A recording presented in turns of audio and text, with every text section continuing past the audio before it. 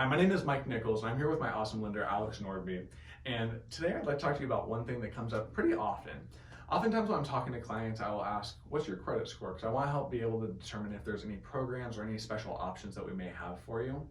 And one of the most common responses I get is, I have an amazing credit score in Credit Karma. I love that. However, lenders actually look at it much differently than Credit Karma.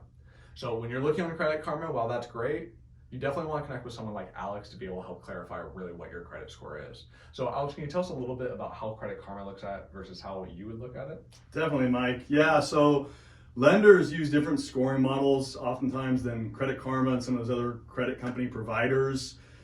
So what happens, that's a big reason why the numbers may be different. It's fairly common. Like Mike said, I get this quite a bit, and it's oftentimes the numbers don't quite match up with the expectation of what the client may have compared to the actual scores that we're seeing in the file from the actual bureaus due to that model change. The other component there, you guys, is the date of the report, because it depends on if things have shifted. Maybe the account balance has changed and that hurt the score or improved the score, or potentially a new account is now reporting that wasn't reporting previously. So that date plays a really big role as well. So it's common that we see some discrepancies there. I still think it's a really good tool to kind of gauge where your credit's at. I think it's wise to have it and know roughly what your score looks like.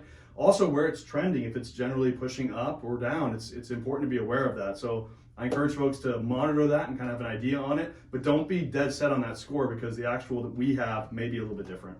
Definitely. So when you see that amazing score on Credit Karma, please share it with us. We want to know about it. But be braced if it's a little bit different than what you're seeing on the screen. So if you're ready to get started, figure out where your credit's at and get in the right direction for buying a house, make sure that you hit up Alex.